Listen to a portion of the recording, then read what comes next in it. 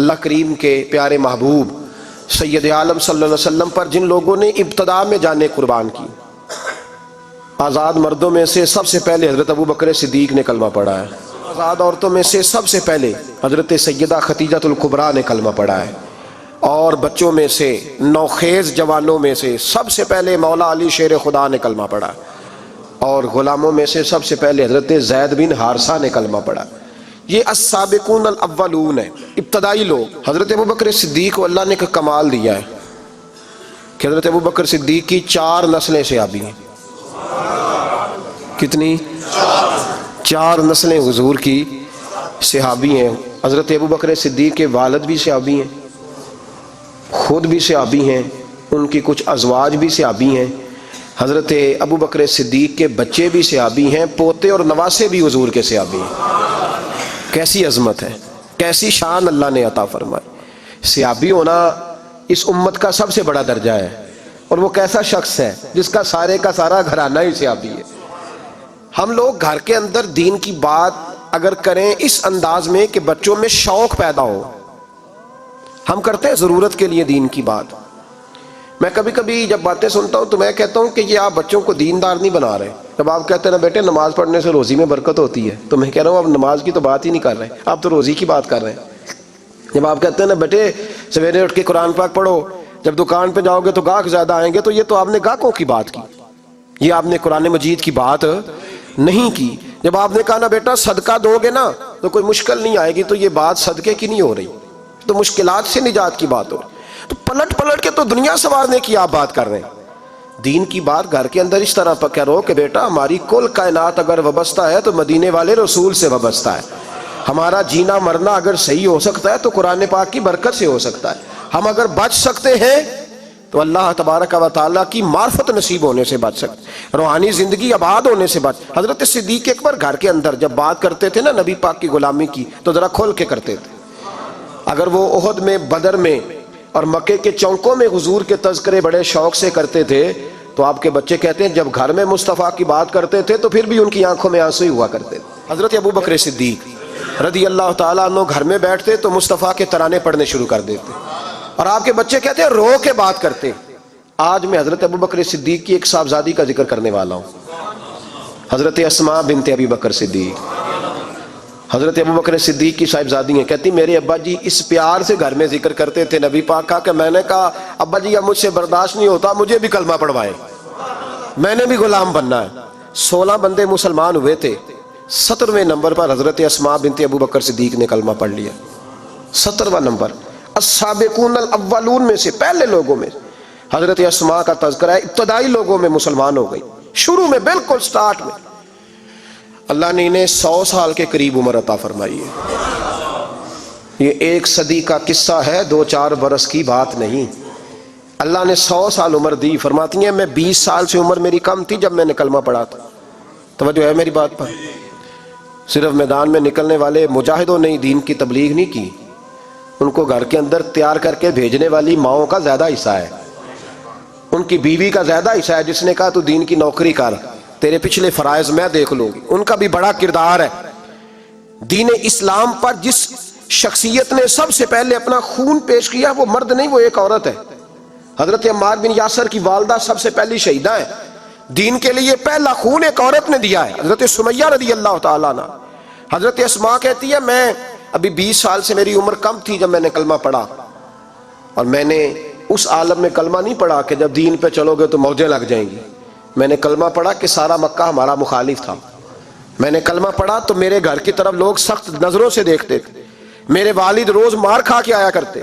اس حالت میں جناب اسماء، یہ حضرت عائشہ صدیقہ سے 10 سال بڑی تھی عمر میں، ان کی والدہ اور ہیں اور جناب عائشہ کی والدہ اور ہیں، والدہ علیحدہ علیحدہ ہیں، لیکن حضرت صدیق اکبر کی دونوں صاحبزادیاں حضرت اسماء، یہ وہ خوبصورت اور پاک باز بی بی ہے کہ جب میرے محبوب پاک غار ثور میں ہجرت کے لیے تشریف لے گئے تو حضرت صدیق اکبر جب جانے لگے، حضرت اسماء کہتی ہے میری اماں کو میرے والد نے طلاق دے دی تھی، چونکہ وہ کلمہ بھی نہیں پڑھتی تھی اور زیادہ کچھ شدت رکھتی تھیں مشرکانہ معاملات میں۔ کچھ لوگ تو کہتے ہیں حضور کے اعلان نبوت سے پہلے ہی جناب صدیق اکبر نے انہیں علیحدہ کر دیا تھا، لیکن حضرت اسماء فرماتی ہیں کہ میرے والد نا مجھ سے ذرا زیادہ محبت کرتے تھے۔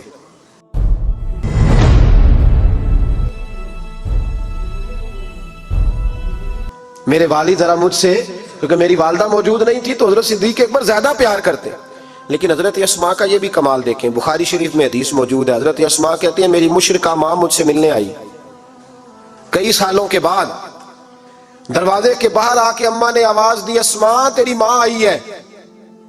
تو حضرت اسماء تیزی سے اٹھی، ماں ملی ہے نا کئی سالوں کے بعد، لیکن جا کے بغل گیر نہیں ہوئی، بلکہ اماں دروازے پہ تھی تو جناب اسماء نے اندر سے کنڈی لگا لی، دوڑ کے اٹھ کے کنڈی لگائی اور کہا جاؤ حضرت عائشہ صدیقہ کو میرا پیغام دو کہ محبوب سے پوچھ کے بتائیں کہ مشرکہ ماں آئی ہے، اگر نبی پاک کہیں گے تو اماں سے ملوں گی، اس لیے کہ میرا سارا کچھ میرے نبی سے وابستہ ہے، میرا سارا کچھ محبوب کے قدموں سے وابستہ ہے، حضور اجازت دیں گے، یہ بخاری مسلم میں موجود، پھر ملوں گی. تو حضرت اسماء کا جب پیغام گیا تو نبی پاک علیہ السلام نے فرمایا وہ مشرکہ ہے تو خود ہی اللہ اس سے پوچھ لے گا، اسماء سے کہو تمہاری تو ماں ہے نا، تم تو ملے نا. میرا ابا جی ظالم ہی بڑا ہے، حضرت جی آپ کو نہیں پتا بڑے ظالم ہیں، انہوں نے میرے ساتھ بڑی زیادتیاں کی ہیں. او بھائی، میرے محبوب سے بھی ایک صحابی نے کہا تھا یا رسول اللہ آپ کہتے ہیں والدین کی فرما برداری کرو، تو اگر والدین ظلم کریں، والدین اگر ظلم کریں، میرے محبوب کی زبان سے ایک حرف بھی کبھی فضول نہیں نکلا، بلکہ رب جب فرماتا تھا تو محبوب بولتے تھے. اس نے ایک دفعہ کہا حضور اگر والد ظلم کرے، نبی پاک نے 3 دفعہ فرما او یظلمو او یظلمو او یظلمو، اگر وہ ظلم بھی کرے ظلم بھی کرے ظلم بھی کرے تو پھر بھی تو نے ماں باپ کی فرما برداری کر دی. 3 دفعہ محبوب نے ارشاد فرما. حضرت اسماء کہتی ہیں حضور نے فرمایا تیری تو والدہ ہے نا تو میل. پھر پیغام بھیجا کہ یا رسول اللہ وہ کچھ تحفے بھی لائی ہیں، اگر اجازت ہو تو قبول کروں. فرمایا تیرے لیے اجازت ہے. حضرت اسماء اتنی مضبوط مسلمان تھی کہ اماں مشرکہ تھی، لیکن اس کے قریب جانا انہوں نے پسند نہ کیا جب تک حضور اجازت نہ دے. فرماتی ہیں جب میرے ابا جی ہجرت کے لیے جانے لگے نا غار ثور پہ تو میری ڈیوٹی لگا گئے، کہنے لگے بیٹی تو بڑی ہے پیچھے ذرا خیال رکھنا. کہتی ہیں 60,000 دینار تھے گھر میں، والد گرامی جب گئے تو ہر چیز ہی ساتھ لے گئے، ایک پیسہ نہیں چھوڑ کے گئے. کہتی میرے دادا نابینا تھے حضرت ابو قحافہ، بعد میں مسلمان ہو گئے، وہ آئے اور آ کے کہنے لگے اسماء تیرا ابا سارا کچھ لے گیا ہے، کچھ چھوڑ کے بھی گیا ہے. تو کہتی ہیں میں پریشان ہو گئی، کیا جواب دوں، دادا جی بوڑھے یہ تو احتجاج کریں گے. کہتی ہیں کہا نہیں نہیں بڑی خیر ہے بڑا کرم ہے. کہا نہیں مجھے بتا کچھ چھوڑ کے گیا ہے، مجھے امید نہیں ابو بکر کچھ چھوڑ کے جائے گا. اور جب محمد ابن عبداللہ صلی اللہ علیہ وسلم پہ خرچ کرتا ہے تو ہر چیز ہی لٹا دیتا ہے، بتا کچھ چھوڑ کے گیا ہے. تو حضرت اسماء کہتی دادا جی بوڑھے تھے تو مجھے تجویز آئی، میں جلدی جلدی سے اٹھی، چھوٹے چھوٹے روڑے میں نے ایک گھڑے میں رکھے، اس کے اوپر میں نے ٹاٹ ڈال دیا. میں نے کہا دادا جی پیسے ہیں، ان کا بازو تھام کے تو میں نے وہاں لگا دیا ٹاٹ کے اوپر. کہتی ٹاٹ کے اوپر لگایا، یہ نہیں بتایا نیچے کیا. میں نے کہا یہ دیکھیں. کہنے لگی اچھا اچھا ٹھیک ہے، میں نے یہ نہیں کہا پیسے ہیں، غلط بات بھی نہیں کی، دیکھیے. کہتی ہیں دادا جی کو تسلی ہو گئی، وہ مطمئن ہو گئے. وہ مطمئن ہوئے تو میری آنکھوں میں آنسو آ گئے، میں رو پڑی. میں نے کہا دیکھو رب کریم اس عمر میں مجھ سے کیسی خدمتیں لے رہا. جوان بیٹی یہ ہمارا ہستا بستا شہر ہے اور سارے اپنے ہیں ہم آپس میں، لیکن کسی کی جوان بچی اس محلے دار سے جس کو وہ بچپن سے جانتی ہے، کونے میں جوان بچی 20-22 سال کی اگر ماچس لینی چلی جائے تو شور ہو جاتا ہے. وہ بیٹی نکل آئی ہے جی، ابا جی شام کو گھر آئے تو محلے دار غیبت کریں گے، بیٹی تیری جوان وہاں کھڑی تھی آج سبزی لینے آئی تھی ماچس لینے، ابا درہ نکال لیتا ہے. بیٹی کیسے باہر چلی گئی؟ بھئی اپنا محلہ ہے، سارے اپنے لوگ ہیں، کیوں پھر بھی نہیں جا سکتی؟ کیسے گئی؟ 5413 فٹ اونچی غار ہے غار ثور. اور جب ہم وہاں جاتے ہیں تو تجربہ کار حاجی مشورہ دیتے ہیں، کہتے ہیں سویرے سویرے جانا فجر کی نماز کے وقت، ورنہ دوپہر میں جانا بڑا مشکل ہوتا ہے. 3 بوتلیں بغل میں پانی کی، رستے میں 4-5 جگہ جو ہے وہ بیٹھنے کی جگہ بنی ہوئی ہے، وہاں ڈھابے ہیں چائے کے، بوتل کے، پانی کے، رستے بن گئے. لیکن جب حضرت صدیق اکبر نبی پاک کو لے کے گئے کوئی رستہ نہیں تھا، دشوار گزار گھاٹی تھی. کہنے لگے محبوبہ آپ کو تکلیف ہوگی، آپ میرے کندھوں پہ بیٹھ جائیں، پبا پہاڑ قدم نہیں جے لاؤندا تے 100 پہاڑ تے چڑھیا جاندا، او پیا جاندا جے یار نبی دا اے اصلی دلدار نبی دا. حضرت صدیق اکبر حضور کو لے گئے، ڈیوٹی لگائی. فرمایا اسماء میں نہیں چاہتا، پریشانی جتنی مرضی ہے، ایمرجنسی جتنی مرضی ہے، پر میری محبت گوارا نہیں کرتی کہ حضور سرکے اور کھجور پہ گزارا کریں، بیٹے تازہ کھانا پکا کے پہنچانا ہے. 5413 فٹ اونچی غار اور دن کو ڈھار آئے. حضرت اسماء کہتی ہے میں روز تازی روٹی پکاتی، کھانا تیار کرتی، جب دنیا سو جاتی تو میں پہنچا کے آتی۔ کون حضرت ابو بکر صدیق کی محبت کا اندازہ کرے گا؟ کون اس گہرائی تک جائے گا؟ حضرت اسماء کہتی ہے ایک دن کپڑا ہی کوئی نہیں تھا گھر میں، عورتیں نا سینہ بند باندھا کرتی تھی، عرب کے لوگ کھلے کپڑے پہنتے تھے تو کمر بند باندھتی، اسے نتاق کہتے۔ حضرت اسماء کہتی ہے میں نے اسے پھاڑا، آدھے میں روٹی باندھ لی اور آدھا میں نے کمر کے ساتھ باندھ لیا۔ جب لے کے گئی نا، یہ بخاری ہے، تو حضور نے دیکھا، حضرت ابو بکر نے دیکھا کہ بیٹے یہ تو سینہ باندھ ہے۔ کہا ابا جی آدھا وہاں ہے، آدھا میں نے باندھا ہوا ہے۔ تو محبوب نے فرمایا تو ذات النطاق ہے نا، تو دو کمر بند والی ہے؟ فرماتی ہیں میرا نام ہی پڑ گیا اس سے، دو کمر بند والی۔ حضرت اسماء روز کھانا پہنچاتی، محبت بڑے امتحان لیتی ہے۔ رسول کائنات صلی اللہ تعالیٰ علیہ وسلم نے صبر کرنا سکھایا۔ کئی دنوں کی بھوک تھی نبی پاک صلی اللہ علیہ وسلم کی، 3 دن بیت گئے تھے۔ تو حضور صلی اللہ علیہ وسلم کے ساتھ کچھ صحابہ بھی تھے۔ حضور حضرت ابو ایوب انصاری کے ہاں گئے، پہلے میزبان نبی پاک۔ انہوں نے دیکھا کہ چہرہ نور پہ نکاہت ہے، تو جلدی سے ایک بکری ذبح کی۔ بکری پکنے لگی تو انہوں نے نا کھجور اور کچھ انہوں نے اتار کے انگور وغیرہ پلیٹ میں رکھ کے حضور کی بارگاہ میں پیش کیے۔ یا رسول اللہ شوق فرمائیے جب تک کھانا پکتا ہے۔ حضور نا ہلکے ہلکے ایک لقمہ اٹھا لیتے، کبھی کبھی ایک لقمہ اٹھا لیتے۔ حضور کھانے لگے، اتنی دیر میں کھانا پک کے آ گیا۔ بڑے شوق سے، رغبت سے نہیں حضور نے کھجوریں کھائیں، شوق کے ساتھ نہیں نبی پاک صلی اللہ علیہ وسلم نے انگور کھائے۔ کبھی کبھی نا جیسے کوئی ایک ٹکڑا بندہ اٹھا کے کھاتا ہے، اس طرح نبی پاک صلی اللہ علیہ وسلم کھا رہے ہیں۔ کھانا پک کے آیا تو حضور نے ایک روٹی اٹھائی اور 2-3 بوٹیاں اٹھائیں اور رکھیں، پھر ان کو لپیٹا اور آنکھوں میں آنسو آئے۔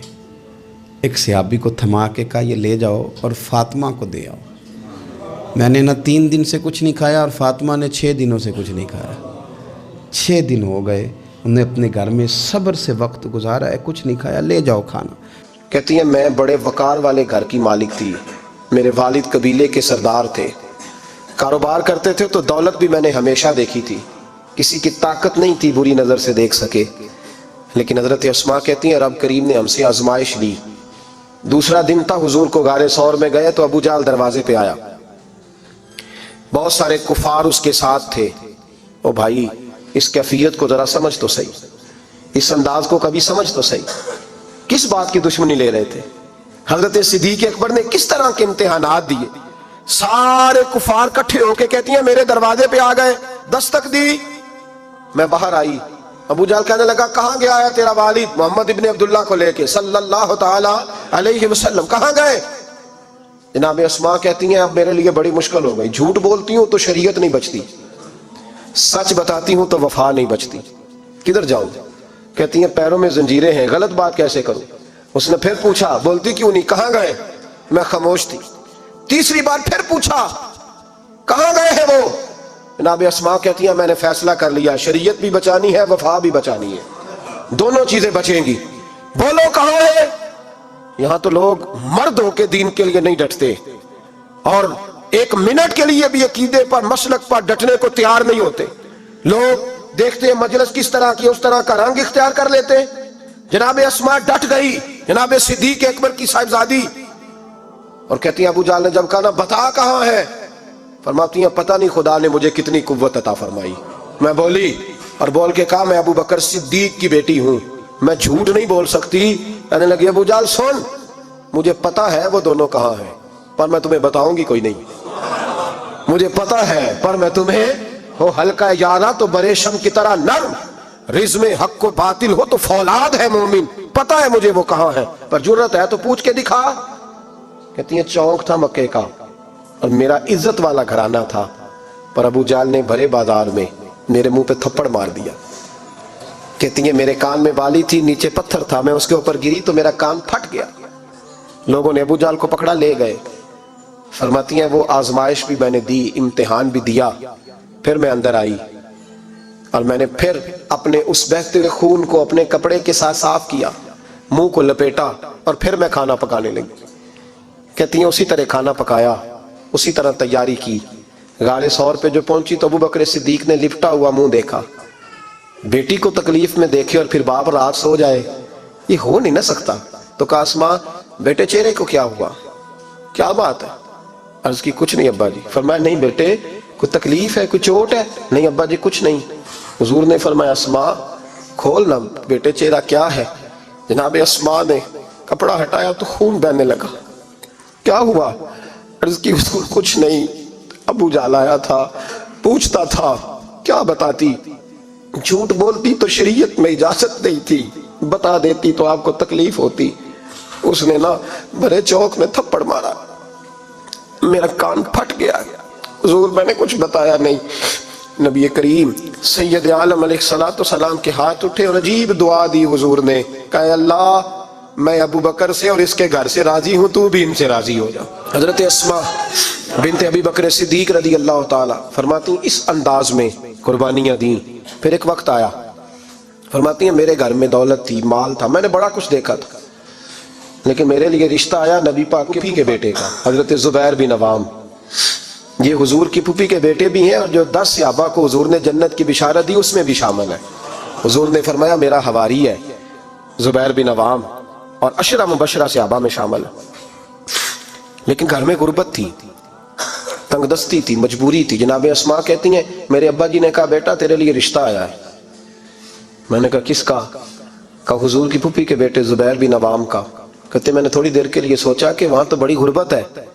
تو جناب صدیق اکبر نے اگلا جملہ کہا, فرمایا تمہیں پتہ ہے رشتہ بھیجا کس نے؟ کہا ابا جی کس نے؟ کہا مصطفیٰ کریم نے. جناب اسماء کہنے لگی پھر آپ کو مجھ سے پوچھنا نہیں چاہیے تھا, پھر حضور نے پسند کیا ہے, محبوب نے, اتنے میرے نصیب. حضرت اسماء کہتی ہے میں اس گھر سے گئی تھی جہاں 3 غلام ہر وقت ہوتے تھے, اور یہ بخاری مسلم میں آپ کو ملے گا. بیٹیوں کی تربیت ہم کرتے ہیں تو کہتے ہیں وہ سسرال میں کام کرنا پڑتا ہے, سویرے اٹھنا پڑتا ہے, ایسے کرنا پڑتا ہے. سنو جناب صدیق اکبر رئیس مکہ اور مدینہ کی بیٹی فرماتی ہیں میں جب زبیر بن عوام کے گھر میں گئی تو میں آٹا بھی گوندتی تھی, میں کپڑے بھی دھوتی تھی. محبوب نے میرا رشتہ کرایا نا. فرماتی ہیں میں چکی بھی پیستی تھی. فرماتی ہیں زبیر بن عوام نے گھوڑا رکھا ہوا تھا, وہ جب باہر جاتے تو میں گھوڑے کے لیے چارہ بھی کاٹ کے لاتی تھی, میں اس گھوڑے کو بھی سنبھالتی تھی, میرے ہاتھوں میں چھالے پڑ جاتے. ایک دن میرے ابا جی نے دیکھ لیا, ابو بکر صدیق بڑے پریشان ہوئے. کہتی ہیں انہوں نے جا کے محبوب کی بارگاہ میں عرض کی حضور اگر آپ اجازت دیں تو میں زبیر کو ایک غلام نہ دے دوں, میری بیٹی کام کرتی ہے, اس کے ہاتھوں میں نے چھالے دیکھیں, ایک غلام نہ دے دوں. ڈائریکٹ حضرت زبیر بن عوام سے نہیں کہا کہ تو اتنا کام کراتا ہے, جھگڑا نہیں کھڑا کر دیا. کہتی ہیں ایک غلام حضور کے ذریعے جناب ابو بکر صدیق نے بھیجا. اب وہ باہر کے کام سنبھالنے لگا, گھوڑے کو چارہ ڈال دیتا, کچھ سودا صرف لا دیتا. کہتی مجھے یوں لگا جیسے میں آزاد ہو گئی ہوں. غربت بھی تھی. زبیر بن عوام نیک بڑے تھے پر طبیعت کے ذرا سخت تھے. ایک دن ابا جی آئے تو میں نے کہا حضور اور تو کچھ چیز نہیں چاہیے, تھوڑی سختی ہے طبیعت میں. تو کہتے ہیں میرے والد نے یہ نہیں کہا میں پوچھوں گا, میں حضور سے بات کروں گا. کہنے لگے بیٹی صبر کر, بیٹی صبر کر, تیرا خامد نیک ہے, اگر تو اس کی رضا میں دنیا سے گئی تو رب تجھے بغیر حساب جنت عطا فرما دے گا. اور خامد کی پرہیزگاری بھی تو دیکھو نا بھائی, صرف دولتوں کی ضرورت ہے, صرف ان چیزوں کی ضرورت ہے, اس کی پرہیزگاری بھی دیکھو. اب اسماء کہتی ہیں اس کے بعد میں نے شکوہ نہیں کیا. اس کے بعد دوبارہ شکوہ, سخی بڑی تھی حضرت اسماء. حضرت عبداللہ بن زبیر آپ کے بیٹے تھے, کسی نے ان سے پوچھا کہ آپ کی والدہ کا کیا حال تھا, تو فرماتے میں اماں کو مصلے پہ چھوڑ کے گیا, عبادت کر رہی, عبادت گزار بڑی تھی, مصلے پہ چھوڑ کے گیا.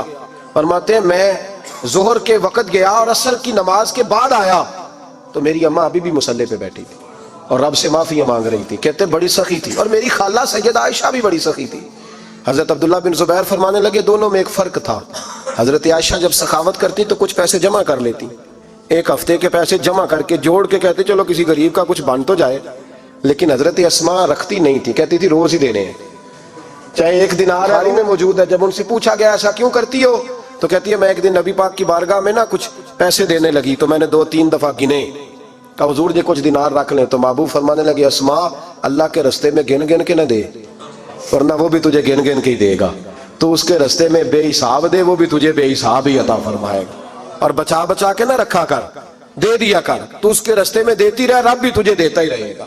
ہم چونکہ گن گن کے دیتے ہیں نا, اس لیے ہم اس فلسفے کو سمجھتے نہیں. گن گن کے دے گے تو گن گن کے ملے گا, بے حساب دو گے تو اللہ بھی بے حساب ہی دے گا. حضرت اسماء کی سخاوت, پرہیزگاری. فرماتی ہیں کہ میں جب مدینہ منورہ ہجرت کر کے سب لوگ چلے گئے تو مسلمانوں کے گھر میں نا بیٹیاں ہی پیدا ہوتی تھیں، تو یہودی عورتوں نے شور کر دیا کہ ہم نے جادو کر دیا، ان کے ہاں بیٹا نہیں ہو سکتا۔ تو جناب اسماء بنت ابی بکر صدیق رضی اللہ تعالیٰ عنہ فرماتی ہیں سب سے پہلا بیٹا مدینے میں اللہ نے مجھے عطا فرمایا۔ کہتی ہیں میں نے کہا جاؤ اس کے نانا کو خبر کرو، نانے دادے پیار زیادہ کرتے ہیں، نانیاں دادیاں پیار زیادہ کرتے ہیں۔ تو کہتی ہیں کہ میں نے نا کہا جاؤ نانا کو خبر کرو، تو کہتے ہیں جناب صدیق اکبر دوڑے آئے تو پہلے دن کا بچہ ہی اٹھا کے لے گئے۔ ابا جی بات تو سنے، میں ٹھہر جا سن لیتے۔ کہتے ہیں لپیٹا میرے عبداللہ کو لے گئے اور سارے مدینے کی گلیوں میں شور کر او یہودیوں نکلو باہر دیکھو، تم کہتے تھے جادو کر دیا ہے، اللہ نے ہمیں بیٹا عطا فرما دیا ہے، دیکھو اللہ نے بیٹا دیا۔ کہتی ہیں پھر سارا مدینہ گھما کے نا تو مصطفیٰ کے پاس لے گئے، کہا یا رسول اللہ دیکھیں اللہ نے نواسا دیا ہے۔ کہتی ہیں میرے بیٹے ابھی میں نے دودھ بھی نہیں پلایا تھا، میں نے کہا لے گئے ابا جی اور واپس بھی نہیں لائے۔ کہتے ہیں حضور کے پاس جب لے کے پہنچے تو نبی پاک نے کھجور منہ میں رکھی، اسے دانتوں کے ساتھ اس طرح چبایا کہ ذرے ذرے میں حضور کا لواب دہن شامل ہو گیا، وہ کھجور حضور کے لواب دہن میں گویا گون دی گئی۔ فرماتی ہیں اس کو نکال کے تو محبوب نے میرے بیٹے کو گٹی عطا فرمائی، عبداللہ نام رکھا۔ حضرت اسماء کہتی ہیں جب واپس آئے میں نے کہا ابا جی میں نے تو ابھی اسے دودھ بھی نہیں پلایا تھا، تو کہنے لگے مبارک ہو، اس کے سینے میں جو سب سے پہلی غذا گئی ہے وہ میرے نبی کا لواب دہن گیا ہے۔ حضرت عبداللہ بن زبیر جوان ہوئے، ابھی 7-8 سال عمر کی تھی کہ تو ان کے والد حضرت زبیر بن عوام حضور کے پاس لے گئے، کہنے لگے یا رسول اللہ اسے بیعت بھی کر لیں۔ محبوب کا بیعت بھی کرا دیا، مسلمان تو پہلے ہی تھے، مسلمانوں کے گھر میں یہ وہی بیعت ہے جو ہم اپنے مشائخ کے ہاتھوں پہ کرتے ہیں۔ اس کی اتنی اہمیت ہے کہ حضرت زبیر بن عوام نے 6-7 سال کا بچہ بھی محروم نہیں رہنے دیا، حالانکہ کلمہ تو وہ شروع سے پڑھتے تھے۔ یہ بیعت اگر کلمے کی ہوتی تو وہ تو پہلے پڑھ رہے تھے، یہ وہی بیعت ہے جو ہم اپنے بزرگوں کے ہاتھوں پہ کرتے ہیں کہ کوئی بندہ بغیر مرشد کے اور بغیر پیر کے رہ نہ جائے۔ حضرت زبیر بن عوام نے بیعت بھی کرا دیا۔ فرماتی ہیں اب یہی بچے جوان ہوئے، حضرت زبیر بن عوام تو جلدی وصال کر گئے۔ حضرت عبداللہ بن زبیر فرماتے ہیں میری اماں کی عمر 100 سال کے قریب ہوئی، نابینا ہو گئی تھی دونوں آنکھوں سے، میں کپڑے لا کے دیتا تھا تو حضرت اسماء کا طریقہ یہ تھا کپڑے کو ہاتھ لگا کے دیکھتی، 100 سال کی بوڑھی اماں ہاتھ لگاتی، کہتے بیٹے باریک ہے۔ محبوب نے بیویوں کو چھپ کے رہنے کا حکم دیا ہے، ان کو نہ تھوڑا موٹا کر کے لا۔ کہتے اماں جی آپ نے ہاتھ سے دیکھا ہے، صحیح ہے آپ پہن لے۔ کہتے میری اماں رو پڑتی، کہتے بیٹا بی بی کا زیور اس کا پردہ ہوتا ہے، تو مہربانی کر مجھے موٹا کپڑا لا کے دے تاکہ میں اپنے آپ کو چھپا کے رکھوں، میں نے چھپ کے زندگی گزاری ہے، میں چھپ کے اللہ کی بارگاہ میں جانا چاہتا ہوں، مجھے پردے دار رہنے۔ امام حسین رضی اللہ تعالیٰ عنہ کی شہادت کے بعد ان کا جھنڈا حضرت عبداللہ بن زبیر نے اٹھایا، انہی کا جھنڈا۔ یزید جب مر گیا تو مکے مدینے اور حجاز کے جو سارے علاقے تھے ان لوگوں نے حضرت عبداللہ بن زبیر کے ہاتھ پہ بیعت کی تھی، جو حضرت اسماء کے بیٹے تھے، جناب صدیق اکبر کے نواسے تھے، وہ خلیفہ بن گئے، امیر بن گئے مسلمان۔ دوسری سائیڈ پہ شام والی سائیڈ پہ عبد الملک بن مروان بنا، اس نے یہ جو تعمیر کعبہ ہوئی ہے نا دوبارہ سے، جن بنیادوں پہ اب کعبہ ہے انہی بنیادوں پہ حضرت عبداللہ بن زبیر نے بیت اللہ کو بھی دوبارہ تعمیر کروایا تھا، کیونکہ یزید کی فوجوں نے جب حملہ کیا تو بیت اللہ کے کچھ حصے شہید ہو گئے، تو جناب عبداللہ بن زبیر نے اسے بھی دوبارہ بنوایا۔ عبد الملک بن مروان نے حجاج بن یوسف کو ان کے مقابلے میں بھیجا، لڑائی ہونے لگی، 5.5 مہینے جنگ ہوتی رہی۔ حضرت عبداللہ بن زبیر کی فوجیں کچھ تو شہید ہو گئے لوگ، کچھ بکھر گئے، آپ اکیلے رہ گئے۔ کہتے میری 100 سال کی بوڑھی اماں، میں اماں سے مشورہ کرنے آیا، حضرت اسماء سے۔ بچے اس لیے بزدل ہوتے ہیں کہ باپ انہیں دلیری سکھاتا ہی نہیں۔ کہتے 100 سال کی بوڑھی اور نابینا اماں، کیوں نہیں بچے جہاد کے لیے تیار ہو رہے؟ مائیں کہتی ہیں شاید گھر میں رہیں گے تو موت نہیں آئے گی، شاید یہ اندر رہیں گے تو بچ جائیں گے۔ فرماتے 100 سال کی بوڑھی اماں سے جا کے کہا اماں اب تو میں تقریباً اکیلا رہ گیا ہوں، کیا کروں؟ تو کہتے میری ماں کہنے لگی حضرت اسماء بیٹے پہلے تو یہ بتا کہ تو حق پہ ہے کہ نہیں؟ کہ میں نے کہا اماں ہوں تو میں حق پہ۔ تو کہنے لگی جا پھر میدان میں کھڑا ہو جا اور جا کے لڑ، جب تک رب کو منظور ہوگا تجھے زندگی دے گا، اور بیٹا یاد رکھ جسے شہادت ملتی ہے اسے بھی اللہ کی مدد کے ساتھ ہی ملتی ہے، شہادت بھی اللہ کی مدد سے ملتی ہے، میدان میں جا۔ تو کہتے میں نے اپنی اماں سے کہا اماں یہ جو حجاج ہے بڑا ظالم ہے، سنا ہے جب کسی کو قتل کرتا ہے تو لاش کے ٹکڑے ٹکڑے کر دیتا ہے، وجود سارا کاٹ ڈالتا ہے۔ تو کہتے میری اماں میرے کندھے پہ تھپکی دے کے کہنے لگی بیٹے بکرے کو صرف ذبح ہوتے وقت تکلیف ہوتی ہے، جب اس کھال اتاری جائے تو کوئی تکلیف نہیں ہوتی، جب اس کا گوشت بنایا جائے تو کوئی تو بیٹے گھبرانا نہ، رہنا میدان کے اندر، دیکھنا میں تجھے بھاگتا ہوا نہ سنوں، جا میرا بیٹا اللہ تیری مدد کرے گا۔ حضرت عبداللہ بن زبیر کہتے ہیں میری ماں کی گفتگو نے میرے وجود کو فولاد کر دیا۔ فرماتے ہیں جذبہ جہاد میری اماں نے میرے سینے میں بھر دیا۔ جب میں نکلا میدان میں تو حضرت اسماء پھر پکارنے لگی، کہنے لگی عبداللہ یہ یاد رکھنا کہ تم اس کے بیٹے ہو جس کو میرے نبی نے اپنا حواری کہا تھا، اور نبی پاک نے تیرے باپ کو دنیا میں جنت کی بشارت دی تھی، اور یاد رکھنا کہ تیری دادی مصطفیٰ کی سگی پھپھی تھی، اور یہ بھی یاد رکھنا کہ تیرے نانا وہ ہے جنہیں دنیا صدیق اکبر کہتی ہے، اور یہ بھی ذہن میں رکھنا کہ تیری خالہ وہ ہے جو ام المومنین سیدہ عائشہ ہے۔ بیٹا جب میدان میں لڑنا تو اپنے خاندانی وقار کا ضرور خیال رکھنا، یاد رکھنا تم کون ہو، کس کے بیٹے ہو، کس کے بھانجے، کس کے بھتیجے، کس کے نواسے، خیال رکھنا۔ حضرت عبداللہ بن زبیر لڑے اور جب شہید ہو گئے تو حجاج بن یوسف نے ان کی لاش کو چوک میں لٹکا دیا، مکے کے چوک میں جہاں جنت المالا ہے، اس چوک میں ان کی لاش لٹکی۔ 14واں دن ہو گیا لاش کو لٹکے ہوئے، تو عبداللہ بن عمر گزرے، فرمانے لگے یہ دیکھو شاہ سوار لٹکا ہوا ہے، اور دیکھو 14 دن بیت گئے، اس کے وجود سے جب بھی کوئی سونگتا ہے اسے میٹھی خوشبو ہی آتی ہے۔ اور عبداللہ بن عمر فرمانے لگے خوشبو کیوں نہ آئے، اس کے وجود میں جو پہلی غذا گئی تھی وہ مصطفیٰ کا لعاب دہن داخل ہوا تھا۔ 14 دن گزر گئے، حجاج نے پیغام بھیجا حضرت اسماء کو میری بات سنو۔ آپ فرمانے لگی میں تو کسی کے پاس نہیں جاتی، اور میں سرداروں کو کیا سمجھتی ہوں، جا دوڑ جا۔ کہنے لگا میں زبردستی بلوا لوں گا۔ فرمایا طاقت ہے تو بلوا کے دیکھ، میں ابو بکر کی بیٹی ہوں۔ حجاج خود ملنے آیا اور آ کے کہنے لگا میرے بارے میں آپ کا کیا خیال ہے؟ تو حضرت اسماء کہنے لگی خیال کیا ہونا ہے، نبی پاک نے فرمایا تو میری امت میں ایک کذاب آئے گا، ایک قاتل آئے گا۔ کذاب مختار سقفی تھا اور قاتل تو ہے۔ کہنے لگا تجھے پتہ نہیں چلا میں نے تیرے بیٹے کا کیا حال کیا؟ تو حجاج کہتے ہیں ایسا جملہ کہا حضرت اسماء نے کہ میری سوچ ہی بدل دی۔ میں نے کہا دیکھا میں نے تیرے بیٹے کا کیا حال کیا؟ تو حضرت اسماء کہنے لگی تو نے تو صرف اس کی دنیا خراب کی ہے، اس نے تو تیری آخرت خراب کر دی ہے۔ تجھے سمجھ نہیں آئی؟ تو نے دنیا خراب کی، اس نے تو تیری آخرت خراب کر دی، ابھی تو سمجھا نہیں؟ تو کہنے لگا اماں تو بوڑھی ہے، تجھے شاید پتہ نہیں کہ تیرے بیٹے کی لاش لٹکی ہوئی ہے۔ تو کہتے ہیں حجاج کہتے ہیں حضرت اسماء کہنے لگی شکر ہے اللہ کا، شکر ہے اللہ کا، میرے بیٹا لٹک تو گیا ہے پر کسی ظالم کے آگے جھکا تو نہیں نا، شکر ہے اللہ کا۔ اور کہنے لگی شاہ سوار لٹکے ہی ہوتے ہیں، جو شاہ سوار ہوتے ہیں وہ سواریوں پہ ہی ہوتے ہیں، حجاج جا۔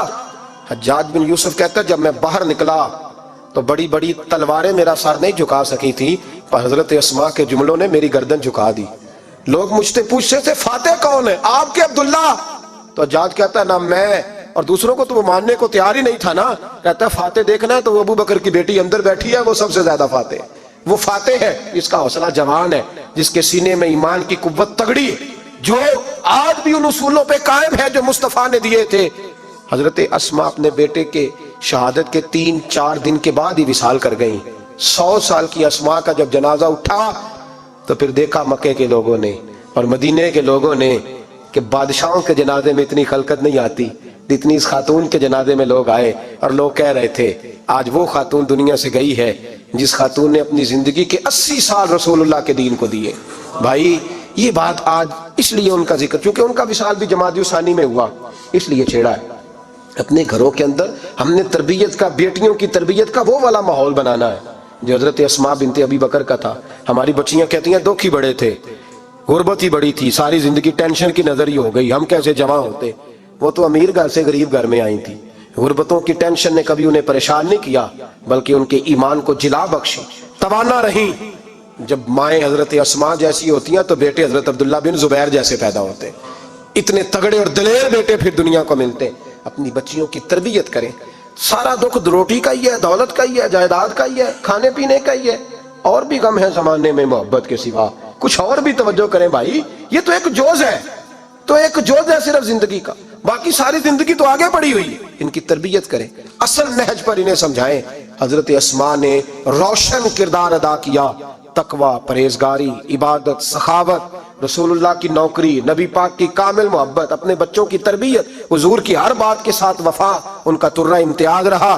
تمام تعریفیں، حمد و ثنا اللہ تبارک و تعالیٰ کے لیے، اور ہر قسم کے درود و سلام نبی مکرم सैयद आलम नूर मुजस्सम अहमद मुजतबा जनाब हज़रत मोहम्मद मुस्तफ़ा अला तहियत व सना की ज़ात वाला सिफ़ात के लिए हम्द सलात के बाद जो लोग नेकी में इब्तदा करते हैं उनका शरीयत के अंदर बहुत ज़्यादा दर्जा होता है। जो पहले आते हैं और सबकत ले जाते हैं नेकियों में, अल्लाह और अल्लाह के रसूल की बारगाह में उनके बड़े मर्तबे हैं। कुछ लोग इंतज़ार करते रहते हैं कि सारे लोग जाएंगे तो फिर हम जाएंगे, सारे लोग नेकी शुरू करेंगे तो फिर हम करेंगे। हालांकि नबी करीम अलैहिस्सलाम ने फरमाया जिसने दीन के अंदर कोई खैर का काम शुरू किया, जितने लोग उसकी इत्तिबा में उस काम को करेंगे, अल्लाह तबारक व तआला उन सब का अजर भी शुरू करने वाले को अता फरमाएगा। अगर महबूब पाक के विसाल के सदियों बाद इमाम बुखारी हदीस पाक की किताब बुखारी शरीफ तसनीफ़ करते हैं तो अब क़यामत तक जो आदमी भी बुखारी पढ़ेगा और उसको पढ़ के किसी हदीस पर अमल करेगा, उस तमाम का सवाब अल्लाह इमाम बुखारी को अता फरमाएगा। खैर का काम करने में जल्दी करनी चाहिए, आगे बढ़ना चाहिए। सहाबा किराम अलैहिम रिदवान जल्दी करते थे नेकी करने में, आगे निकलने की कोशिश करते थे। हम भी जल्दी करते हैं लेकिन माल जमा करने में, दुनियादारी में। सहाबा किराम की पहल होती थी खैर का काम करने में, अल्लाह के वलियों की पहल होती है मैं जल्दी से खैर का काम कर लूँ। कुरान मजीद फुरकान हमीद ने उन लोगों की अज़मत बयान की जिन्होंने दीन पे चलने पे पहल की है, आगे निकले। सूरह वाक़या में अल्लाह करीम ने फरमाया वस्साबिकून अस्साबिकून, और सबकत ले जाने वाले सबकत ले ही गए, आगे निकलने वाले आगे निकल ही गए। कौन हैं ये लोग? उलाइकल मुकर्रबून, फरमाया ये अल्लाह की बारगाह के करीबी लोग हैं जो आगे निकल गए। कुछ लोग ऐसे थे जो फतह मक्का के बाद आए दीन में, कुछ ऐसे थे जो फतह मक्का से पहले आए। जो पहले आए अल्लाह ने उनका दर्जा ज़्यादा बयान फरमाया, काबिल अल फतह और बाद अल फतह, इसकी इस्तिलाह कुरान मजीद ने बयान फरमाई। जो लोग इब्तदा में आ गए, जिन्होंने गुरबतों में इस्लाम की तन्हाइयों में साथ दिया, उनके दर्जात ज़्यादा। लेकिन ना भाई, जब इंसान के पास अल्लाह ताला किसी पे फजल करे और उसे रिज़्क़ हलाल करोड़ों में अता कर दे, उस वक़्त कोई आदमी उसके लिए 1 लाख का भी तोहफा लेके आ जाए तो उसके लिए इतना मान ही नहीं रखता, क्योंकि वो खुद करोड़पति है। लेकिन उस ज़माने में जब उसके पास अम्मा की दवाई के पैसे ना हो, उस ज़माने में जब उसके पास लाहौर जाने का किराया ना हो, उस ज़माने में जो आदमी 20 रुपए की मदद करता है वो बंदा सारी ज़िंदगी याद रहता है, वो याद रहता है। लोग तकाजा करते हैं कि मैंने लाख का तोहफा दिया, उसे याद रखो। उसे कैसे याद रखा जब तो वो करोड़पति है? अब उस तोहफे की वो हैसियत नहीं है। चाहिए ये था कि जब उसे ज़रूरत थी, जब वो मजबूर था, जब वो तंगदस्त था, जब उसने खुद तुझसे सवाल किया था, यार फलां जगह मैं उलझ गया हूँ, तेरी थोड़ी सी ज़रूरत है, उस वक़्त अगर कोई शख्स आगे बढ़ता है तो वो बंदा इंसान को सारी ज़िंदगी याद रहता है। उसके साथ इंसान का वफा का रिश्ता रहता है, उसके साथ इंसान प्यार करता है। कुछ लोग ऐसे होते हैं वो हंस पड़ें तो फूल खिल जाते हैं, और वो उदास हो जाए ना तो खुद ब खुद खिज़ा आ जाती है। लगता है आज कोई उदास हुआ था, सारे चमन में उदासी छा गई। हज़रत फ़ातिमा उदास हुई, परेशान हुई, हुजूर को पैगाम गया। नबी पाक मिंबर पे बैठे, फरमाया सुनो लोगो, फ़ातिमा मेरे जिगर का टुकड़ा है, कुर्बान जाएं। ये भी अंदाज़ होता है। फरमाया ये मेरे जिगर का टुकड़ा है, जिसने इसे नाराज़ किया उसने मुझे नाराज़ किया, जिसने इसे राज़ी किया उसने मुझे राज़ी किया। पाक रसूल की पाक बेटी, इज़्ज़त वाले नबी की इज़्ज़त वाली, शानों वाले रसूल की शानों, वो जिसने मुअज़्ज़ज़ किया घराने को और हुसैन पाल के जिसने दिया ज़माने को।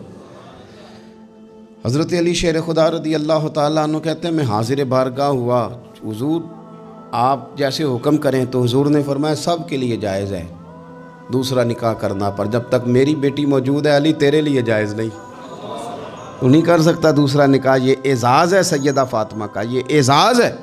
क्यों भला? उसकी एक वजह तो ये थी कि सैयदा जल्दी चली गई थी दुनिया से। कुल उम्र 28 साल पाई है सैयदा फ़ातिमा, कुल उम्र 28 साल, 28 साल। कुछ लोग ऐसे होते हैं जो रब को भी बड़े प्यारे होते हैं, धरती पे बसने के लिए, लंबा वक्त गुजारने के लिए वो नहीं आते, वो तो अपना किरदार अदा करते हैं, अपना काम करते हैं और वो रुखसत हो जाते हैं। कुल उम्र 28 साल, 21-22 भी लिखी है लोगों ने। 28 साल उम्र मुबारक पाई सैयदा पाक دنیا سے رخصت ہو گئی. حضور صلی اللہ علیہ وسلم کا خاص پیار. میں آپ کو ایک بات عرض کروں، انہوں نے وہ ساری تکلیفیں حضور کے ساتھ اٹھائیں جو دین کے رستے میں نبی پاک کو آئی تھی، وہ ساری. ہمارے ہاں اب ایک بیماری ہے، بیٹی سے بات نہ کرو ٹینشن لیتی ہے، اماں کو نہ بتانا پریشان ہو جائے گی، فلانے سے نہ بات کرنا. کیوں؟ حقیقتوں کا سامنا کرنا چاہیے. کیا مطلب ہے اس کا؟ حقیقت اور ہوتی ہے، ٹینشن اور ہوتی. اب حقیقت کا سامنا کریں، حقیقت بچوں کو سکھائیں، بچوں کو وہاں لائیں کہ وہ حقیقت کے عادی بنیں. حضور حقائق بتاتے، حقائق. بخاری مسلم میں مشکات میں حدیث ہے، حضرت عائشہ صدیقہ رضی اللہ تعالیٰ عنہ ام المومنین فرماتی ہیں حضور نے وصال سے کچھ دن پہلے حضرت فاطمہ کو بلایا اور فرماتی ہیں قربان جاؤں حضرت فاطمہ چلتی بھی اس طرح تھی جو حضور کا طریقہ تھا، بولنا بھی اسی طرح کا تھا جو نبی پاک کا بولنا تھا، رفتار میں گفتار میں حضور کے مشابہت. وہ تشریف لائیں، حضور نے قریب بٹھایا اور کان میں راز کی بات کی. اس کا مطلب ہے کچھ باتیں بیٹیوں سے بھی راز کی کر لینی چاہیے. بھائی آپ غور کریں گے اور سمجھیں گے کہ بیٹی سے بھی کبھی کوئی راز کی بات کر لیں. حضور نے بلایا اور پھر کان میں کو بات کی، کان میں نبی پاک صلی اللہ علیہ وسلم نے، تو حضرت فاطمہ رونے لگی. پھر حضور نے کان میں کو بات کی تو مسکرانے لگی. حضور تشریف لے گئے. سیدہ عائشہ صدیقہ رضی اللہ تعالی عنہ فرماتی ہیں میں نے حضرت فاطمہ الزہرا سے کہا کہ فاطمہ کیا کہا حضور نے؟ تو فرمانے لگی میرا اور میرے نبی پاک کا راز ہے، آپ کو میں کیوں بتاؤں؟ تو حضرت سیدہ عائشہ صدیقہ کہتی ہیں میں خاموش ہو گئی. کچھ دنوں کے بعد حضور کا وصال ہو گیا. سرکار نے وصال فرمایا تو کچھ دن گزرے تو میں نے کہا فاطمہ میرا تم پر حق ہے، میں تمہاری ماں ہوں، میرا حق ہے. اس حق کی وجہ سے میں کہتی ہوں مجھے وہ بتا دو وہ کیا بات تھی کہ پہلے تم روئی پھر تم ہنسی. تو میں نے کہا حقیقتوں سے آگاہ کریں. نبی پاک صلی اللہ علیہ وسلم کی شہزادی فرمانے لگی اماں جی حضور نے میرے کان میں کہا تھا کہ فاطمہ ہر رمضان میں جبریل امین ایک قرآن پاک مجھے سناتے تھے، ایک میں انہیں سناتا تھا. اس سال جبریل نے 2 سنائے ہیں. فاطمہ مجھے لگتا ہے تیرے باپ کے جانے کا وقت آ گیا ہے، اب میری رخصتی ہے. مصیبت آئے تو صبر کرنا، مشکل پڑے تو حوصلہ کرنا، اپنے آپ کو اپنے رب کریم کے سپرد رکھنا. کہتی ہیں جب یہ بات حضور نے بیان کی تو میں رو پڑی. اور پھر نبی پاک نے میرے کان میں کہا فاطمہ میرے بعد جو سب سے پہلے مجھے آ کے ملے گی نا وہ تم ہی ہو، اور یہ بھی یاد رکھنا تم جنتی عورتوں کی سردار ہو. فرماتی ہیں یہ بات سنی تو میں مسکرا دی. 6 ماہ گزرے حضور کے بعد تو سیدہ فاطمہ کا وصال ہو گیا. صرف 6 ماہ، پورا سال نہیں، 6 ماہ گزرے. حضرت فاطمہ الزہرا رضی اللہ تعالیٰ عنہ کے بارے میں سیدہ عائشہ صدیقہ کہتی ہیں ایک بات میں نے حضرت فاطمہ میں جو سب سے بڑھ کے دیکھی، جتنی باتیں میں عرض کر رہا ہوں نا یہ ساری ہم نے اپنے گھروں میں اپنی بیٹیوں کو سکھانی ہے. ان کو حقیقت سے آشنا کریں. حقیقت سے یہ چھپانا اور یہ کہنا ہو یہ فلانا بچہ ڈر جائے گا، یہ گھبرا جائے، وہ پھر ساری زندگی ڈرے گا. بچوں کو بزدل نہ بنائیں، ان کو سکھائیں کہ آپ نے آنے والی مشکلات کا مقابلہ کیسے کرنا ہے.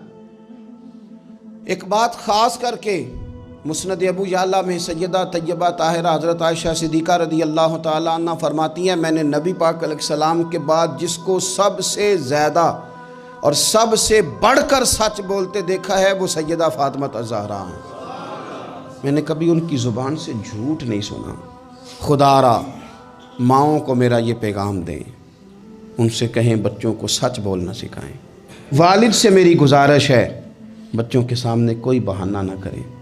انہیں 1% بھی یہ نہ پتہ چلے کہ آپ جھوٹ بول رہے ہیں. 1% بھی کوئی بہانہ بازی نہ سکھانا انہیں، ورنہ وہ تمہارے ساتھ دھوکہ شروع کر دیں گے. وہ کالج نہیں جائیں گے پر تمہیں کہیں گے میں گیا تھا. وہ سکول نہیں جائیں گے اور تمہیں کہیں گے میں گیا تھا. وہ تمہارے ساتھ دھوکہ کریں گے. وہ تمہاری دولت غلط جگہ استعمال کریں گے. ان کے سامنے کوئی جھوٹ نہ بولنا، کوئی بہانہ نہ کرنا، ورنہ تمہیں پتہ ہی نہیں چلے گا ماحول کتنا خراب ہو گیا. عدم اعتماد گھروں میں خاندانوں میں آئے گا، تباہی اتر جائے گی. خبردار بچوں کے سامنے کبھی بھی انہیں سچ کی عادت ڈالے. حضرت عائشہ کہتی ہیں میں نے سیدہ فاطمہ سے بڑا کسی کو سچا، اس کا نتیجہ نکلا نا کہ امام حسن سے بڑا سچا کوئی نہیں، امام حسین سے بڑا سچا کوئی نہیں. سیدہ زینب سے بڑا سچا بھی. پھر سچ آگے منتقل ہوا. ایک حدیث برسبیل تذکرہ ابو داؤد شریف میں موجود ہے. حضرت عبداللہ ابن عامر رضی اللہ تعالیٰ عنہ فرماتے ہیں میں چھوٹا سا تھا, نبی پاک صلی اللہ علیہ وسلم ہمارے گھر تشریف لائے تو میری ماں نے مجھے کہا, چھوٹا سا تھا, مائیں کہتی ہے نا بیٹے یہ دیکھو میں چیز دیتی ہوں ادھر آؤ, حالانکہ کئی دفعہ مٹھی خالی ہوتی. تو میری اماں نے مجھے کہا بیٹے ادھر آؤ میں کچھ چیز دیتی ہوں. کہتے ہیں جب میری ماں نے یہ کہا تو حضور فرمانے لگے کچھ دینے لگی ہو؟ کہنے لگی ہاں یا رسول اللہ میرے پاس کھجوریں ہیں.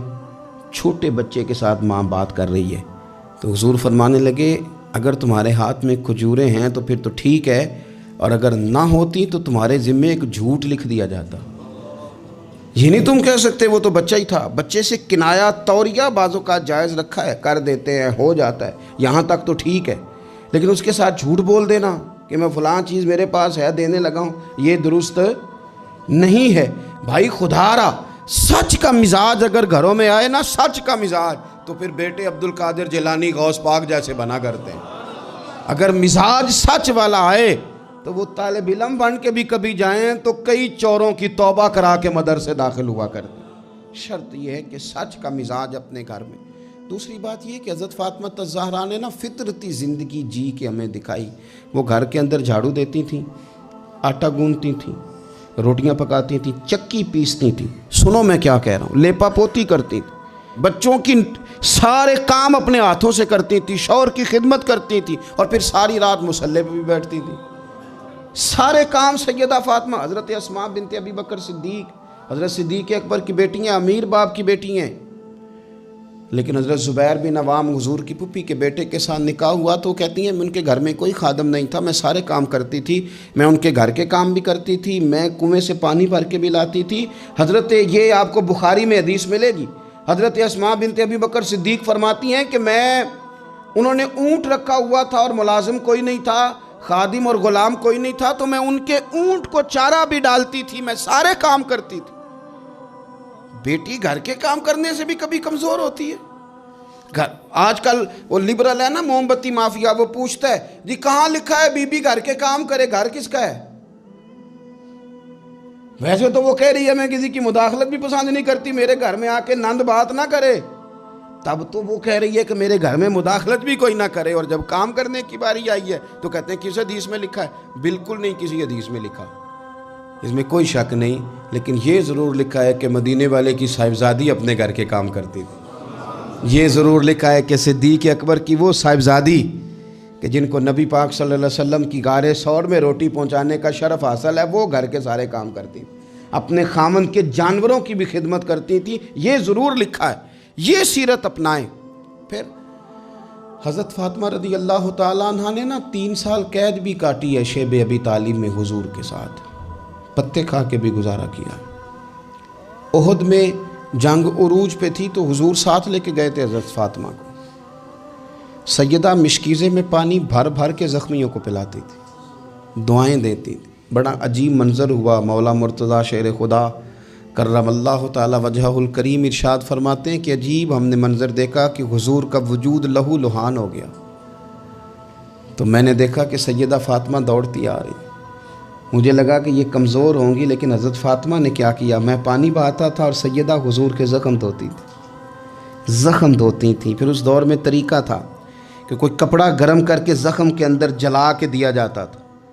کہتے ہیں یہ بڑا مشکل کام تھا, پر میں نے سیدہ فاطمہ کا حوصلہ دیکھا, وہ جو حضور نے انہیں دیا تھا, جو نبی پاک نے تربیت کی تھی. انہوں نے خود کپڑا جلایا اور حضور کے زخم میں جب وہ دے رہی تھیں تو حضور تھوڑی تکلیف محسوس کرنے لگے, تو ان کی آنکھوں میں آنسو آئے. انہوں نے وہ ساری آزمائشیں, وہ سارے رنگ, وہ سارا کچھ حضور کے ساتھ دیکھا, غربتیں بھی حضور کے ساتھ کاٹیں. میں کیسے کہوں کہ آج کل ہمارا لاڈ صرف اتنا ہے کہ جی جو بچے مانگتے ہیں میں لا کے دیتا ہوں. یہ کوئی کمال ہے؟ یہ کوئی کمال ہے؟ یہ تو آپ نے الجھا دیا انہیں. آپ نے ان کو بگاڑنے میں اور محنت سے انہیں دور کرنے کے لیے آپ نے ظلم کیا ان کے ساتھ. جو مانگتے ہیں لا کے, یہ کوئی کام ہے کرنے والا؟ کرنے والا کام تو یہ تھا کہ بچوں کو کچھ نہ ملے تو انہیں صبر کرنا بھی آئے, انہیں کچھ نہ ملے تو انہیں اپنی زبان شکوے سے روکنی بھی آئے. حوصلہ اگر آپ دیکھیں نا، حضور فرماتے ہیں کسی باپ کا اپنی اولاد کے لیے سب سے اچھا تحفہ پتہ کیا ہے؟ یا رسول اللہ کیا ہے؟ فرمایا جس نے اپنی اولاد کو سب سے اچھا ادب سکھا دیا اس نے سب سے اچھا تحفہ دے دیا ہے۔ ان کو آداب زندگی سے آگاہ کریں، اچھا تحفہ ہو گیا ان کے لیے۔ آپ سمجھتے ہیں دولت کے انبار ان کے پیروں میں لگا دیے جائیں تو پھر ماحول آسانی والا ہوگا، پھر تو لڑائی اور بڑھ جائے گی، پھر تو شدت پسندی اور بڑھے گی، پھر تو کاہلی، سستی، نکما پن اور زیادہ آئے گا۔ ان افتقادی فاطمہ بعد احمد دلیل علی الا یدوم خلیل، میں نے انہی ہاتھوں سے اپنے حبیب محمد مصطفیٰ صلی اللہ علیہ وسلم کو قبر میں اتارا تھا، اور آج انہی ہاتھوں سے میں نے اپنی سب سے محبوب متا فاطمہ کو قبر میں اتار دیا۔ میرے اوپر یہ بات کھل گئی ہے کہ یہ مٹ جانے کا جہان ہے، یہ فنا کا جہان ہے، یہاں کوئی ہمیشہ نہیں رہ سکتا، اور یہاں ہر ایک کے لیے موت ہے۔ اور وَإِنِ انْقَطَعَتْ يَوْمًا مِنَ الْعَيْشِ مُدَّتِي فَإِنَّ غِنَاءَ الْبَاقِيَاتِ قَلِيلٌ، اور ایک دن موت مجھے بھی پکڑے گی، میں بھی نہیں بچوں گا، چاہے خاک ہم تو اکیلے رہیں گے۔ میرے بھائیوں، اس موت کی تیاری عاقل کا کام ہے۔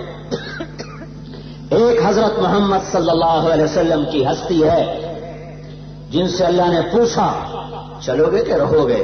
باقی ہم سے پوچھے گا، کسی سے پوچھتا ہے، کسی بادشاہ سے پوچھا آج تک، کسی صدر وزیر سے پوچھا، کسی ولی ابدال سے پوچھا؟ ایک ایک ایک، صرف ایک، محمد الرسول اللہ صلی اللہ علیہ وسلم، صرف ایک، اوپر وہ اکیلا، نیچے اس کا حبیب اکیلا، جیسے وہ اپنی ذات میں وحدہ لا شریک، اس کا شریک نہیں، اس نے حبیب بھی ایک بنایا اور چن کے بنایا، تو ساری کائنات میں سے چھانٹ کے بنایا۔ میرے نبی نے فرمایا ان اللہ تخیر القبائل، میرے اللہ نے سارے آدم کی نسل کو دیکھا، فاختار العرب، عربوں کو چھانٹا، تخیر العرب، عرب کو دیکھا، پرکھا، جانچا، فاختار مضر، مضر کی اولاد کو الگ کیا، تخیر مضر، پھر مضر کو چھانٹا۔ کسی بادشاہ سے پوچھا آج تک، کسی صدر وزیر سے پوچھا، کسی ولی ابدال سے پوچھا؟ ایک ایک ایک، صرف ایک، محمد الرسول اللہ صلی اللہ علیہ وسلم، صرف ایک، اوپر وہ اکیلا، نیچے اس کا حبیب اکیلا، جیسے وہ اپنی ذات میں وحدہ لا شریک، اس کا شریک نہیں، اس نے حبیب بھی ایک بنایا اور چن کے بنایا، اور ساری کائنات میں سے چھانٹ کے بنایا۔ میرے نبی نے فرمایا ان اللہ تخیر القبائل، میرے اللہ نے سارے آدم کی نسل کو دیکھا، فاختار العرب، عربوں کو چھانٹا، تخیر العرب، عرب کو دیکھا، پرکھا، جانچا، فاختار مضر، مضر کی اولاد کو الگ کیا، تخیر مضر، پھر مضر کو چھانٹا، دیکھا، پرکھا، فاختار قریش، اس میں سے قریش کی اولاد کو الگ کیا۔ قریش کا نام ہے فہر، قریش اس کا لقب تھا۔ قریش ویل مچھلی کو کہتے ہیں، جیسے ویل مچھلی سمندر میں سردار ہوتی ہے، فہر نے سارے عرب میں اپنی سرداری کا سکہ جمایا تو اس کا لقب قریش پڑا۔ میرے نبی نے فرمایا پھر اللہ نے ساری قریش کی نسل کو جانچا، دیکھا، پرکھا، ٹٹولا، فاختار بنی ہاشم، اس میں سے ہاشم کی اولاد کو اللہ نے الگ کیا، پھر ہاشم کی ساری اولاد کو چھانٹا، پرکھا، دیکھا، فاختارنی، پھر اللہ نے میرا انتخاب کیا، انا خیرکم ابا و نفسا، نہ میرے جیسا کوئی عالی مرتبہ ہے، نہ میرے جیسا کوئی عالی شان ہے، نہ میرے جیسا کسی کا عالی نسب ہے، میں انسانی نسل میں سب سے اعلیٰ نسل کا ہوں۔ لقد جاءکم رسول من انفسکم، ہم نے ایک رسول بھیجا اے قبیلہ عرب جو تم میں سے ہے، یہ ہماری قرات ہے۔ اس لفظ کو ایک اور طرح بھی پڑھ سکتے ہیں، لقد جاءکم رسول من انفسکم، انفسکم، انفسکم، انفس کا کیا مطلب ہے کہ ایک رسول آ رہا ہے، اس جیسا عالی نسب کوئی دکھا دو، اس جیسا عالی خاندان کوئی دکھا دو، اس جیسا عالی صفات کوئی دکھا دو، اس جیسا عالی مرتبہ کوئی دکھا دو، ساری شرافتیں اس کے آگے آ کے جھک جاتی ہیں، ساری بلندیاں اس کے قدموں میں آ کر گر جاتی ہیں، ساری رفعتیں، ساری شوکتیں، ساری عزتیں اس کے قدموں میں آ کر بوسہ دیتی ہیں۔ یہ اس سے اونچا بلند و بالا، یہ من انفسکم ہے، یہ من انفسکم ہے، یہ خیرکم ابن و نفسن ہے، یہ محمد بن عبداللہ ہے، بن عبد المطلب، بن ہاشم، بن عبد مناف، بن قصی، بن کلاب، بن مرہ، بن کعب، بن لوی، بن غالب، بن فہر، بن مالک، بن نضر، بن کنانہ، بن خزیمہ، بن مدرکہ، بن الیاس، بن مضر،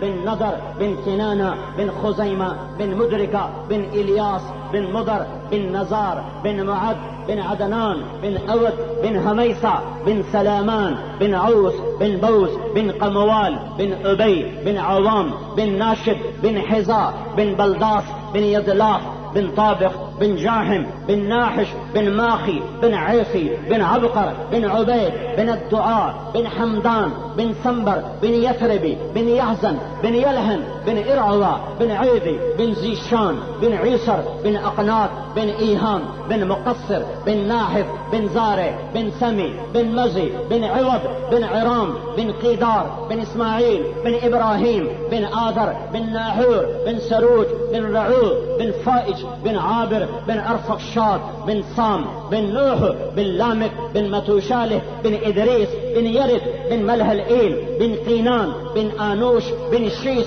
وبن آدم عليه الصلاة والسلام۔ محمد الرسول اللہ، ایک ہی حبیب، ایک ہی حبیب، ایک ہی حبیب ہے۔ اس کے سونے چاندی کے گھر بنا تھا، اس کے لیے جھنڈے والی گاڑیاں بنا تھا، اس کے آگے پیچھے ہوٹر لگا تھا۔ یہ کیا حبیب ہے جس کے ہاتھ میں جنت کی چابی پکڑائی؟ یہ کیا حبیب ہے جسے قاب قوسین کا مقام بخشا؟ 7 سمندر 7 آسمان سکڑ گئے، سدرۃ المنتہا سکڑ گیا، جس کی بلندیوں پرواز کے سامنے عرش بھی سکڑ گیا۔ لیکن یہ کیا ہو رہا ہے کہ آج تمہارا نبی پیٹ پہ 2 پتھر باندھ کے مسجد میں بیٹھا ہے اور اس کے چہرے کا رنگ پھیکا ہے، اور صحابہ کی جماعت آتی ہے، یا رسول اللہ ہمیں بھوک نے مار دیا، یہ دیکھیں ہم نے پیٹ پہ پتھر باندھے ہوئے، کرتے اٹھائے تو ہر صحابی کے پیٹ پہ 1 پتھر تھا۔ تمہارے نبی نے کرتا اٹھا کر کہا تمہارا 1 پتھر ہے، مجھے دیکھو میں نے بھوک کی شدت سے 2 پتھر باندھے ہوئے ہیں، میں تم سے زیادہ بھوکا ہوں۔ ایک رات میرا آپ کا نبی اما عائشہ کے پہلو میں لیٹا ہوا ہے، کبھی یوں کروٹ بدلے، کبھی یوں کروٹ بدلے، کبھی ادھر پہلو بدلے، کبھی ادھر پہلو بدلے، نیند نہیں آ رہی۔ حضرت عائشہ بھی پریشان ہیں، آج اللہ کا رسول کو کیا ہے؟ پھر ایک دم آپ اٹھے اور اپنے پیٹ کو 4 پائی کی جو لکڑی ہوتی جس کے ساتھ باندھ پھنسا ہوتا ہے، اپنے پیٹ کو یہاں رکھا اور پورا وجود نیچے لٹکا دیا، اور یوں اپنے پیٹ کے ساتھ لکڑی کو سختی کے ساتھ یوں اس کے ساتھ اس کو دھکا دیا پیٹ کی طرف، اس کو اور پیٹ کو ساتھ اس کو لگایا۔ تو پھر اما عائشہ بے قرار ہو کے اٹھ کے بیٹھ گئی، یا رسول اللہ کیا ہوا؟ آپ پھر یوں سیدھے ہوئے، عائشہ بھوک بڑی لگی ہے، نیند نہیں آ رہی ہے۔ ہاں ابھی 50 کھانے عمار کے دسترخوان پر تھے، تمہارا نبی 2 جہان کا نبی، جنت کا چابی والا نبی، شفاعت کبریٰ کا مالک نبی، مقام محمود کا نبی، عرش فرش پر جس کی نبوت کی گونج اور پکار ہو، جنات و انسان کا نبی، پتھر پہاڑ کا نبی، شفائے ہوائی آدی خاکی ناری نوری کا نبی، اور وہ لکڑی کے ساتھ ٹیک لگائے ہوئے ہے، ٹیک لگائے ہوئے ہے۔ محبوب بیوی اما عائشہ، یا رسول اللہ کیا ہوا؟ عائشہ بھوک لگی ہے۔ تو اما عائشہ رونے لگی، یا رسول اللہ آپ اللہ سے مانگ کیوں نہیں لیتے؟ تو میرا نبی پھر رو دیا، بھوک سے نہیں رویا، بھوک سے نہیں رویا۔ ہاں میرے نبی نے فرمایا تھا جب تم پہ صدمے آئیں تو میرے صدمے یاد کرنا، تمہارے اپنے غم چھوٹے پڑ جائیں گے۔ اپنے اوپر صدمہ آئے میرے غم یاد کرنا، تمہارے گھر والوں پر آئے میرے گھروں کو یاد کرنا، تمہاری اولاد پہ دکھ آئے میری اولاد کو یاد کرنا۔ تمہاری اولاد کوئی نیزے پہ چڑھے گا، اس کی ساری اولاد ہی نیزوں پہ چڑھ گئی تھی. ہاں پھر میرا نبی رویا، کہا عائشہ میں اللہ سے نہیں مانگوں گا، اسی بھوک میں جا کے اس سے ملاقات کر لوں گا، میں نہیں فراخی مانگوں گا. حالانکہ اسرافیل فرشتہ پورا تھال اٹھایا ہوا، ریشمی رومال سے ڈھکا ہوا، اور یوں آ کر اللہ کے نبی کے آگے مکہ کی بات بتا رہا ہوں پیش کیا، یا رسول اللہ آپ کے رب نے مجھے بھیجا ہے اور یہ کل کائنات کے خزانوں کی چابیاں ہیں، اور میرے رب نے کہا ہے میرے محبوب سے پوچھو وہ فقر والا نبی بننا چاہتا ہے کہ جھنڈے والا نبی بننا چاہتا ہے، وہ کر و فر چاہتا ہے یا تواضع عاجزی چاہتا ہے، وہ ہٹو بچو کے شور چاہتا ہے یا وہ فقیروں والی نبوت چاہتا ہے. تو میرے نبی نے کہا تھا نہیں نہیں نہیں، مجھے بادشاہی نہیں چاہیے، مجھے فقر والی نبوت چاہیے. ساری زندگی فقر میں گزار دی. کیا فقر؟ لفظ فقر بھی چھوٹا. ہر آدمی بڑھاپے میں 4 پیسے اکٹھے کر لیتا ہے، اولاد کے لیے 2-4 روپے جمع کر لیتا ہے. جس رات کی صبح میرے نبی نے دنیا سے جانا تھا وہ 12 ربیع الاول کا دن تھا اور 12 کی رات تھی اور 6 جون کی رات تھی اور 6 جون کا دن تھا اور 11 ہجری تھی. اور اس رات میرے نبی کے گھر میں اتنا تیل نہیں تھا جس سے چراغ جل کے روشنی کی جا سکتی. ایک چھٹانک سریوں دا تیل بھی گھر کوئی نہیں. اما عائشہ پڑوس میں گئیں اور ایک پڑوسن عورت سے تیل ادھار مانگ کے لائیں کہ اللہ کا نبی بیمار ہے اور گھر میں تیل نہیں ہے، روشنی کرنے کے لیے تھوڑا سا تیل چاہیے. اور چند من جو کے بدلے میں ایک یہودی سے جو لیے تھے اور زرا رہن رکھوائی تھی کہ جو واپس کروں گا زرا تم سے لے لوں گا. اپنی زرا نہیں چھوڑوا سکے اور پیغام اجل آ گیا. 6 جون کی دوپہر تیز ہو گئی. جمعرات کو 29 سفر جنازہ پڑھایا. عصر سے پہلے جنت البقیع سے واپسی ہو رہی ہے. سر میں درد ہوا اور گھر آتے آتے تیز پھر بخار شروع ہو گیا. پھر بخار کی شدت اور آپ بے قرار نمازیں پڑھا رہے ہیں، سر پہ پٹی باندھتے ہیں، جاتے ہیں نماز پڑھاتے ہیں، عصر پر جاتے ہیں، سہارے پر جاتے ہیں اور پوچھتے ہیں کل کس کی باری ہے، کل کس بیگم کی باری ہے. تو اس سوال سے ساری بیویوں نے سمجھا کہ اللہ کا نبی چاہتا ہے کہ میں عائشہ کے پاس اپنے آخری دن گزاروں. تو ساری بیویوں نے متفقہ طور پر عرض کی یا رسول اللہ ہم اپنی باریاں چھوڑتی ہیں، آپ عائشہ کے گھر تشریف لے جائیں. تو آپ کا چہرہ خوشی سے کھل گیا اور آپ نے سب کا شکریہ ادا کیا. جاتے ہوئے بھی عدل کا دامن نہیں چھوڑا. ان کی اجازت سے آپ کی تمنا یہی تھی. آپ حضرت عائشہ کے گھر میں منتقل ہوئے. کوئی 1 ہفتے کے قریب اس گھر میں قیام ہے. 1 ہفتہ باقی ہے، صحابہ کی جماعت ملنے آتی ہے. آپ ان کو دیکھ کے رونے لگے اور فرمایا میرے جانے کا وقت قریب آ چکا ہے. میرے بعد جو امت آئے انہیں میرا سلام کہہ دینا. کوئی نبی جاتے ہوئے سلام نہیں پیش کر گیا. تمہارا نبی سلام کہہ گیا کہ میرے بعد جو میری امت آئے انہیں کہنا کہ تمہارا نبی تمہیں سلام کہہ گیا تھا.